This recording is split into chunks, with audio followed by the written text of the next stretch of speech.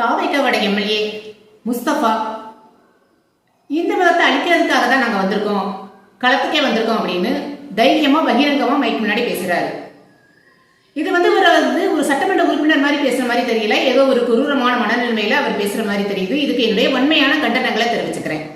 என்னுடைய இந்து மதத்தை அழிக்கிறதுக்கு உங்களுக்கு என்ன ரைட்ஸ் இருக்கு, அதை நீங்க சொல்லணுங்கிற அவசியம் கிடையாது. இன்னும் ஒன்னே இந்த முஸ்தபாக்கு நான் சொல்லிக்கிறேன்.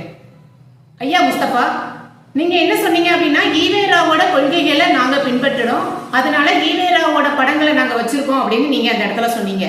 சரி, நீங்க ஈவேராவோட கொள்கையை பின்பற்றீங்களா? அப்ப ஒண்ணு பண்ணுங்க. ஈவேரா என்ன சொன்னாரு அப்படின்னா ஈவேராவோட கொள்கை என்ன அப்படின்னா கடவுள் இல்லை, கடவுளை கும்பிடுபவன் அயோக்கியன், கடவுளை கும்பிடுவன் காட்டுமிராண்டி, இப்படிங்கிற விஷயங்களை அவர் சொன்னாரு. அப்ப நீங்க ஒண்ணு பண்ணுங்க, உங்க பக்கத்துல நீங்க எல்லா மசூதிகள்ல கூட பண்ண வேண்டாம், உங்க வீட்டுக்கு பக்கத்துல உள்ள ஒரே ஒரு மசூதி, உங்க ஏரியால நீங்க சட்டமன்ற உறுப்பினரா இருக்கிற இடத்துல உள்ள ஒரு ஏரியால உள்ள ஒரு மசூதியில போய் நின்று அதுக்கு முன்னாடி ஈவேரா சிலையை வைங்க, ஈவேரா பெரியாரோட சிலையை வைங்க, அவரோட கொள்கையை பின்பற்றுவீங்கல்ல அந்த மசூதிக்கு முன்னால வைங்க.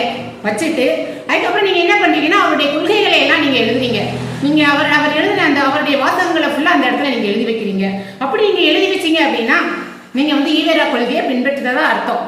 அதை நீங்க பின்பற்றீங்களா?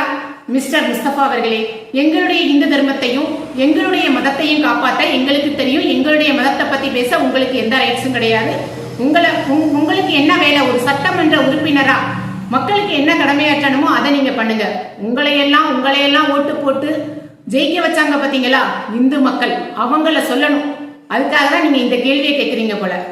உங்களுக்கு என்னுடைய வன்மையான கண்டனங்களை மறுபடியும் தெரிவிச்சுக்கிறேன். ஜெய்ஹிந்த்.